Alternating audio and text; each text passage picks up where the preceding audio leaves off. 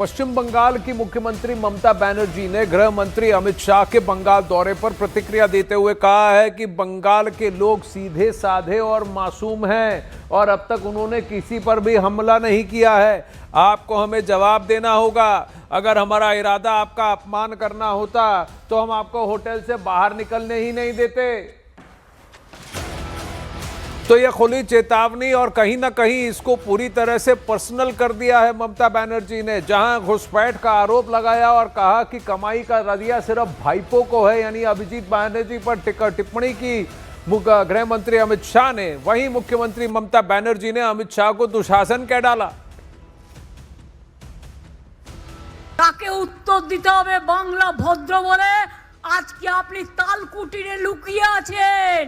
মনে রাখবেন, আমাদের যদি ইচ্ছে থাকতো, আমরা যদি অসৌজন্যতা করতাম, আপনাকে এক পা বেরোতে দিতাম না। আপনার ভাগ্য ভালো যে এত অত্যাচার করার পরেও আপনাকে আমরা আতিথ্যতা দিচ্ছি। এটা আমাদের দুর্বলতা নয়, এটা আমাদের ধর্ম, আমাদের সংস্কৃতি। জিজ্ঞেস করুন তো, 100 দিনের কাজ আপনারা বন্ধ করেছেন। এই প্রোগ্রামটা গান্ধীজির নামে ছিল। তো গান্ধীজির নামে যে প্রোগ্রামটা ছিল,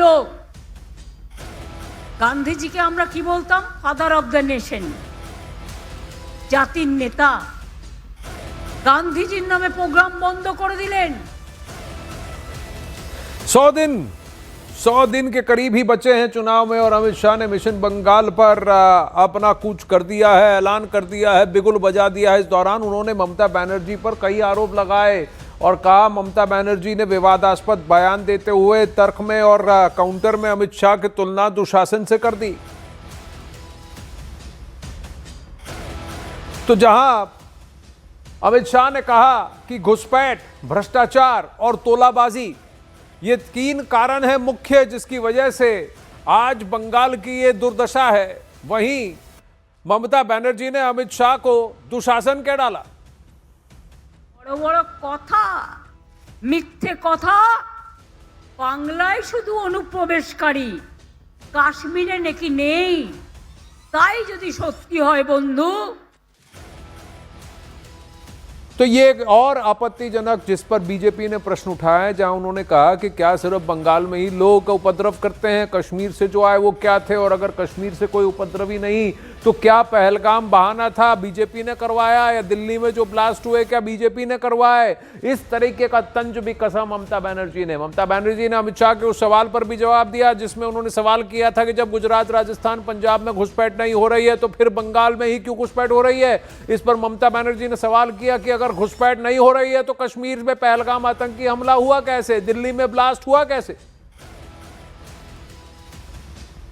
ममता जी, मैं आज आपको इस सार्वजनिक प्रेस वार्ता में पूछना चाहता हूं कि कौन सरकार है, कौन सी सरकार है बांग्लादेश की पूरी सीमा पर जो वाड़बंदी करने के लिए, बॉर्डर पर फेंसिंग करने के लिए जमीन नहीं देती है। अगर आप जवाब न दे पाए तो मैं ही देता हूं, आपकी ही सरकार है जो जमीन नहीं देती है, जिसके कारण फेंसिंग का काम समाप्त नहीं होता है। फिर भी भौगोलिक रूप से कठिन सीमा पर से कोई घुस कर आता है तो कहां जाता है? सबसे पहले बंगाल के गांव में जाता है। आपका पटवारी क्या कर रहा है, आपका थाना क्या कर रहा है, क्यों इसको अरेस्ट नहीं किया जाता, क्यों उस पर केस दर्ज नहीं होता, क्यों इसको वापिस भेजा नहीं जाता? जवाब है क्या आपके पास? क्या बंगाल की मुख्यमंत्री जवाब दे सकती है कि असम में घुसपैठ क्यों बंद हो गई, त्रिपुरा में घुसपैठ क्यों बंद हो गई, गुजरात और राजस्थान की बॉर्डर पर घुसपैठ क्यों नहीं होती है, पंजाब की बॉर्डर पर घुसपैठ क्यों नहीं होती है, कश्मीर की बॉर्डर पर घुसपैठ क्यों नहीं होती है, सिर्फ बंगाल में क्यों होती है? क्योंकि आपकी निगहबानी में घुसपैठ कराई जाती है और बंगाल को धीरे धीरे डेमोग्राफी चेंज कर कर आपकी वोट बैंक को पुख्ता करनी चाहिए।